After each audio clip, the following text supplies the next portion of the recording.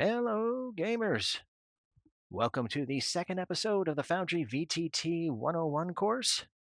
In this video, we're going to be talking about the Foundry user interface. We'll also be talking about some intricacies of Foundry VTT, such as memory management and things that can slow your game down for both you and your players. So even if you've used Foundry before, or if you're very familiar with how virtual tabletops work, I'd encourage you to stick with this video because there's some information here that you may not know about. I'm going to be running a local version of Foundry VTT for these videos, so for all intents and purposes, this would be an example of the self-hosting as opposed to cloud or preferred hosting that we discussed in our previous video. Regardless of which hosting you're using, these steps will all be exactly the same. When you first open Foundry, you'll need to go ahead and enter your password. After that, you'll be presented with this multi-panel view. In the center, you've got everything associated with your games. On the right-hand side is news and information, and on the lower right is some content you can purchase if there's too much money in your bank account. We're going to be concentrating on the three tabs in the center. When you first purchase Foundry and enter your key and set your password and start up the virtual tabletop, the contents of these tabs will all be empty. The center tab, Game Systems, is the first place to start. Next is Game Worlds on the left, and finally, Add-on Modules on the right. The real-world baking analogy here is that Game Systems is your cookie cutter. Game Worlds is the actual cookie that you stamp out with the cutter, and Add-on Modules is the icing that you put on top of the cookie after it's baked. When you click on Game Systems, it tells you all the systems that you've downloaded to Foundry VTT. Note that these are not the games that your players can join, they're just the rule sets and the frameworks. You can create a new game world by clicking the Install System button. At that time, you'll see a list of over 300 possible game systems that Foundry supports. Most of these are free, a few of them do cost money. In my case, I've already got some systems downloaded back here, so I will choose a new one. How about Call of Cthulhu? Once I find it, I can install it. And at that point, it is installed on my Foundry instance. Now it's time to create a game world that my players can join. I'll click that left tab, and just like Game Systems, I've already got some games here that I have created. For the Call of Cthulhu that I've just clicked on, I will go ahead and create world. And I will give it a title.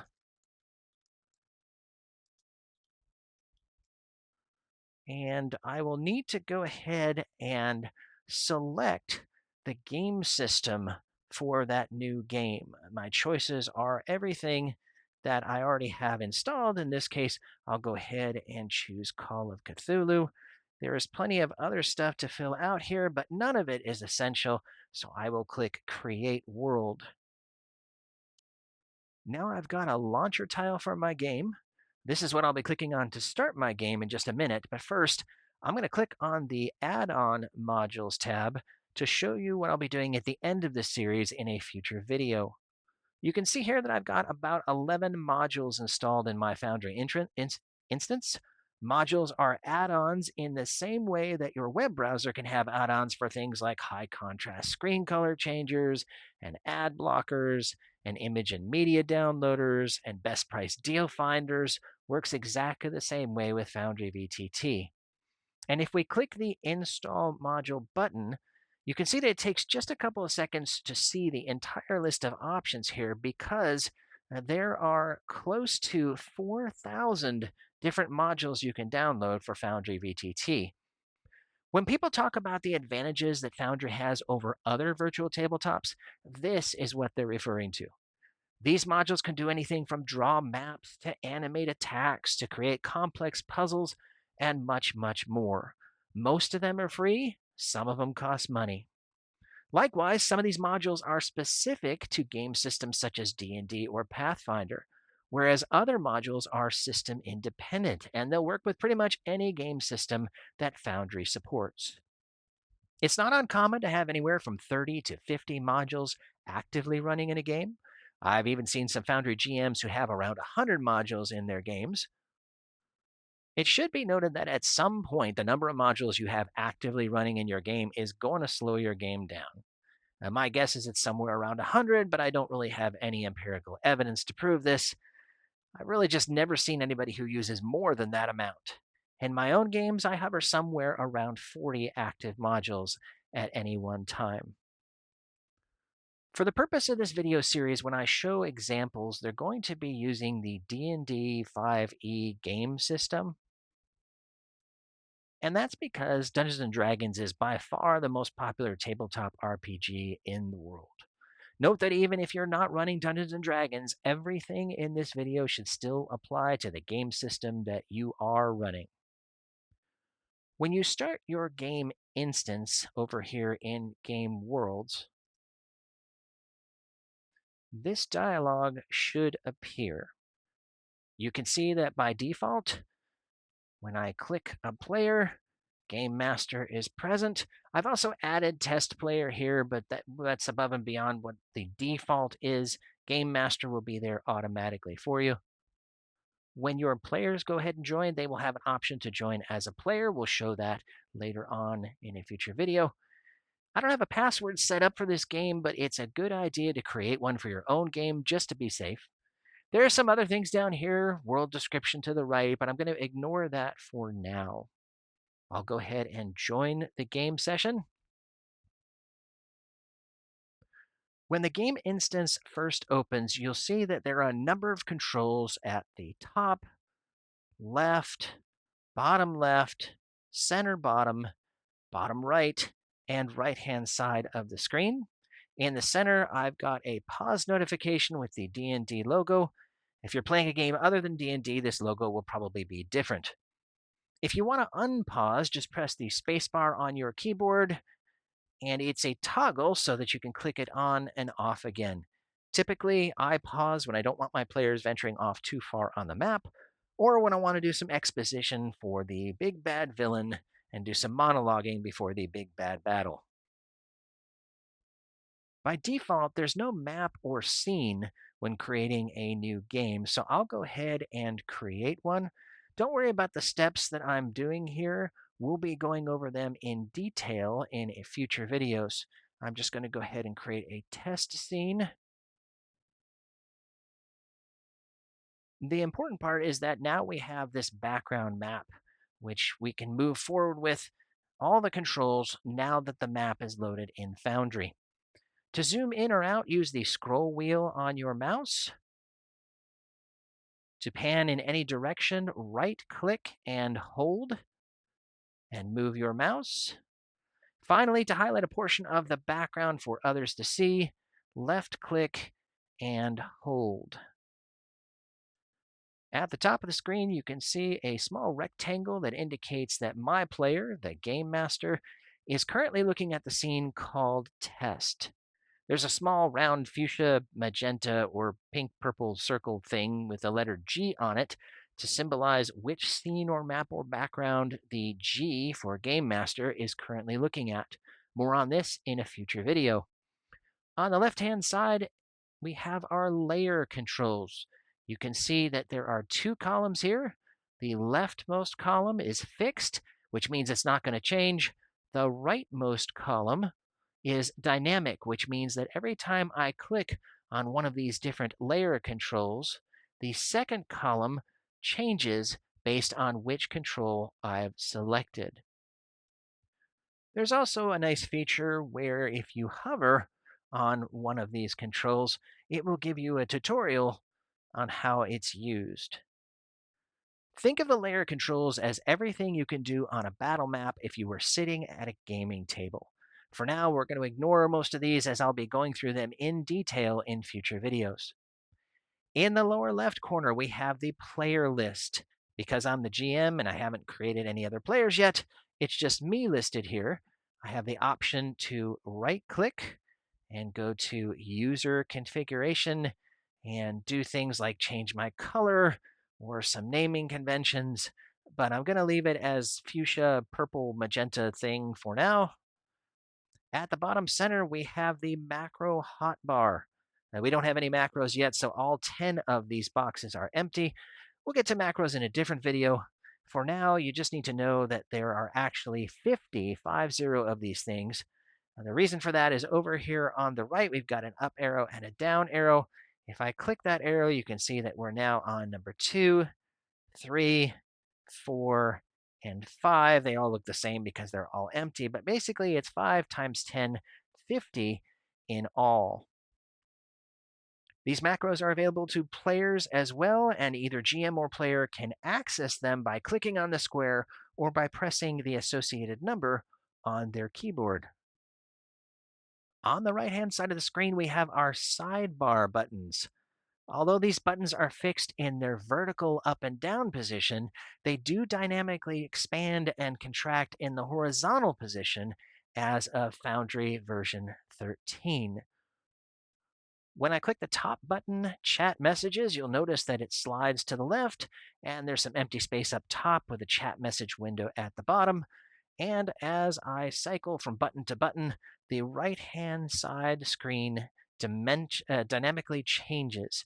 You can think of the sidebar buttons as controlling everything in the game that is not directly on the map itself. A couple of things that I need to point out here. If we go back to our chat messages, you can chat just by typing text into the window at the bottom. I'll do hello world.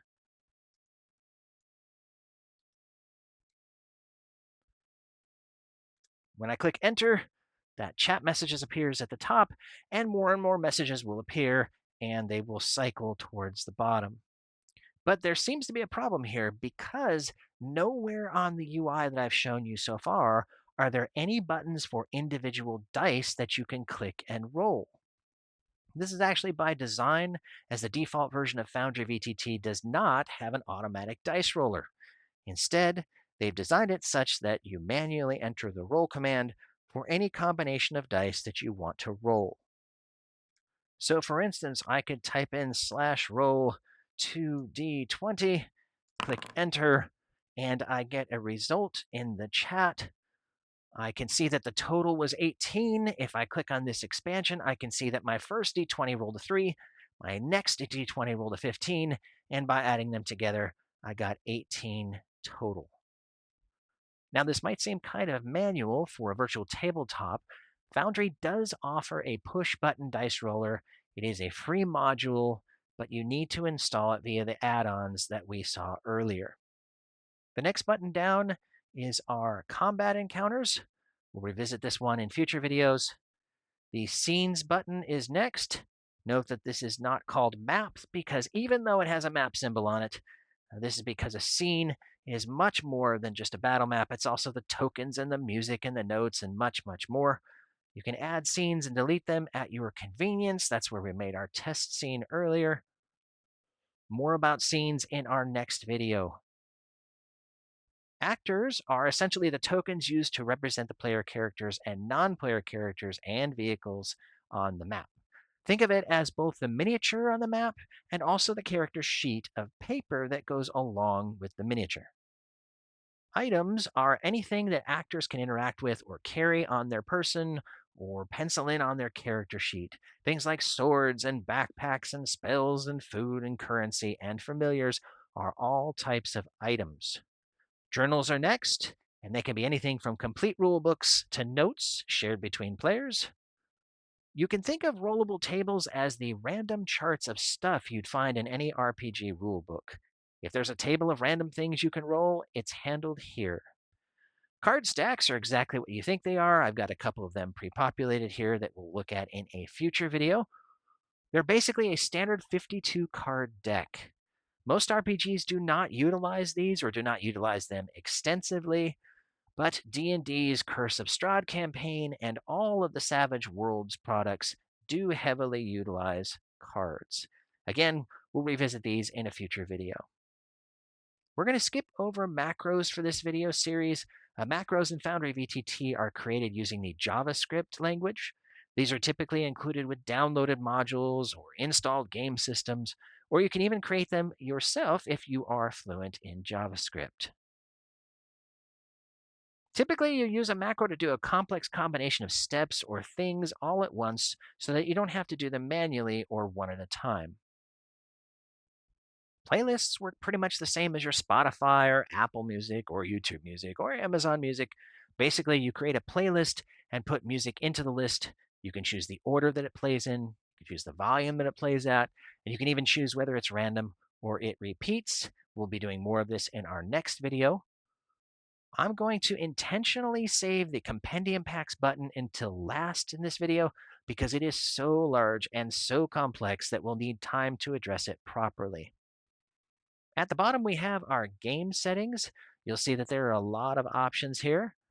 Now, this is where you'll change the overall settings for Foundry. It's also where you'll take the modules that you've downloaded in the home screen and incorporate them into your game. And this is also where you invite other players to join your game. While we're here, let's take a look at user management. Before inviting others to join your game, you'll need to allocate some slots for your players. After we click on the button, we temporarily leave the game and are redirected to this user management dialog. You can see that the game master is already here, along with a test player that I've created. And if you want to create an additional player, you would go ahead and click on the Create Additional User button. By default, they will assign a name, password will be blank, and the default user role is going to be player. Note that there are actually 4 user roles in Foundry. There is player, which is the default here when you add someone new, trusted player, which is a standard player with extended abilities, assistant game master, who has almost the same abilities as the actual game master, and then the game master themselves. Something to note is that it is possible to have multiple game masters or assistant game masters for each individual game. This question sometimes comes up on social media, so I wanted to go ahead and address it here. Once you've created slots for your players, you go ahead and click Save and Return, and you're back in the game. At this point, we'll go ahead and click on the triangle at the lower left corner, and you can see that that test player, there is a slot for them. You can even right-click and control some of their settings, such as what color you want them to be. But note that that test player is not active in the game, which is why they are hidden. Okay, we're down to our last set of sidebar buttons, Compendium Packs. In order to figure out what these are and how they work, we need a real-life analogy that we can refer back to. Let's suppose this image is our real-life gaming room. We've got a map on the table, and there's probably a spot for our GM to sit with maybe a GM screen, and there's also a bookshelf somewhere that contains lots of gaming materials. When we talk about compendiums and Foundry VTT, we're talking about the virtual version of a real life bookshelf with lots of gaming material. This can be anything from gaming books to miniatures to maps or music, notes, dice, and so on. When you select a game system and download it to Foundry, you're actually getting typically one or more compendiums along with it. Let's take a look at what the D&D 5e compendium looks like in Foundry. You can see that there are 2 folders here. Each one of them is part of the compendium that you get for free when downloading the D&D system in Foundry. Within each compendium is a whole bunch of stuff. There's lots of subsections with starting heroes and spells and items and random tables and even rule books. I can click on any one of these, and it's as if I'm standing at the bookshelf thumbing through the actual material. Depending on which system you download into Foundry, you may have more or less resources in your compendiums than what you see here for D&D 5e. For instance, the Pathfinder system by Paizo features thousands and thousands of items in its default compendiums, far more than we see here. There are huge numbers of alphabetized monsters and bestiaries. It even has multiple starting adventures that are ready to go as soon as you create your Pathfinder game world. Contrast this with the Fallout 2D20 system, which has all the starting items but none of the bestiary. Side note, this is because Modifius Entertainment, who makes the Fallout RPG, has granted licensing to the Fantasy Grounds VTT, but not Foundry VTT, which means that if you want to play Fallout and Foundry VTT, you'll need to do some manual creation to filling the missing pieces, such as the bestiary. All this to say that your starting compendiums can vary drastically in content when you download a system and create a game. Returning to the world's most popular RPG, you can see that the basic D&D content has been provided in the compendium. If you want to add more content, you can either create it manually, or you can purchase D&D content through the Foundry store, or you can purchase D&D content through the D&D Beyond web service and import it directly into Foundry.